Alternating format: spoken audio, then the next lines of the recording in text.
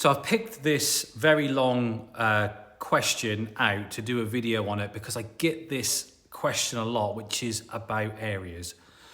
What area effectively do I invest in? And this chap, very successful, 6 properties already, lives in London, 6 properties in Scotland, doesn't want to carry on investing in Scotland for those reasons, and wants to know what strategy, but what area.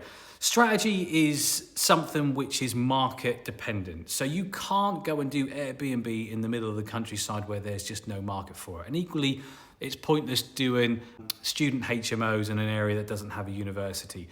So strategy is market dependent. Know your market. The market drives me in Norwich, and the market should drive you wherever you choose to invest. Now, where do you invest? This is probably the hardest question to answer out of every property question I ever get asked, because there is no direct answer. There is no, you should invest up in north because properties are cheap. There is no, you should invest in south because capital appreciation is great. And there is no, you should invest in the East Anglia region because rentals are high versus property prices. There is no right answer. And there is no golden nugget to area. Now, obviously, I'm a big fan of Norwich, Norfolk and East Anglia because it's where I know, it's where I invest, it's where I live, it's where I grew up. So I know the market like the back of my hand. And I guess that in itself could be the answer. When you know a market and you know an area, you know a geographical area very, very well, you're halfway through the battle. So this could be a great starting point for anyone. Now, if things like prices or opportunity or ability to refinance, cash out, stops you in your area that you know, then it is time to look further afield.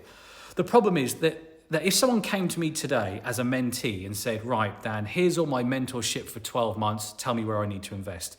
The first thing I would do is sit down and reverse engineer it. Well, where do you want to be in terms of property? Is your goal buying and selling and having huge chunks of cash in the bank? Are you more interested in building a sustainable amount of income every month? What's your risk to work ratio? Do you want to be getting calls middle of the night on a Friday because your Airbnb guests can't get in? Do you want to be dealing with stupid requests from students when they move in and they don't know how to turn a light switch on? Or do you just want completely passive and give your properties to, say, someone like Circa or the local government where you have literally a 5 to 7 year contract? And it's these questions that you work your way back to, and that does lead you to the market and the types of deals, and then eventually the types of geographical locations that you should be looking at. Now, I know that sounds a bit wishy-washy, but the honest answer is there is just no right answer. Everyone is different. It's like saying, where can I buy the best underwear from? But if you like Y-fronts, or you like G-strings, or you like Calvin Klein, or you like cheap Primarks, everyone is different. They all do the same thing, but everyone likes them differently. Everyone likes how they feel differently. It's just so specific to the individual. Now, if I was to give you any guidance, I personally would invest in an area that I either live close to or I grew up in. Because when things go wrong, which they will do, you need to be able to access local information. And if you have people on the ground, people you know, people you trust, or you have some insight yourself, you're going to be halfway there.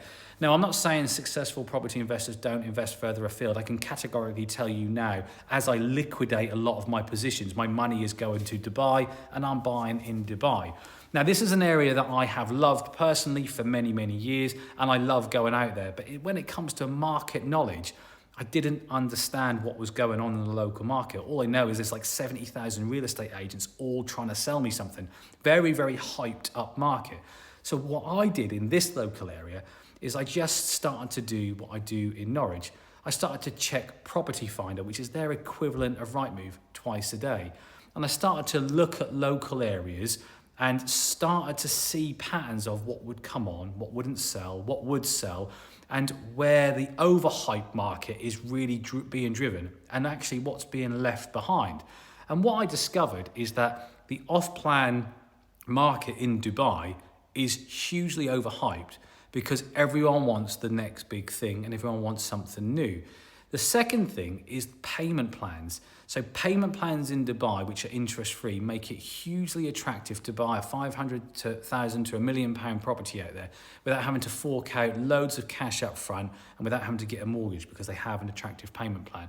And there is this belief that the Dubai government are protecting and underwriting all of the developments in Dubai, so your money is safe. It's not like other hyped up markets in the past where you've brought off plan and you can lose your money. But I did some research and I did some digging around, and even though the off-plan sales are pretty much guaranteed by a very, very secure Dubai government, the time frames are not. So if your developer was to run into trouble or unfortunately go bust, you could find that your 2 to 3 year property plan could turn into 10 to 15 years. Now that turned me off very, very quickly. And I only got to know this just by getting involved in the markets before I spent a penny. And where I realised was the biggest opportunities were properties that were 10 years old. No one was really buying these because they looked a bit dated, they looked a bit old. But what's really cheap in Dubai is labour, good quality labour. So I could buy these properties and I could make them look really attractive by minor cosmetic refurbishments, by using high-end quality materials, and they could look absolutely better than anything brand new being built. And equally, the security was that the property is built there ready to go. So even if the market collapses and the off-plan sales machine stops churning, the properties that are there are still there. They can be used. You can go and touch and feel them. You can use them. You can rent them.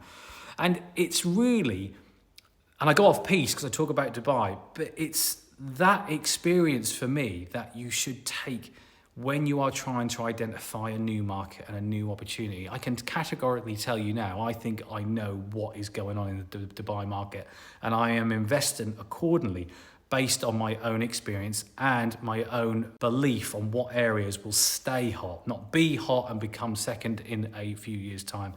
And the only way I did that was by living and breathing it for a few months. And that is how to do it in your target market.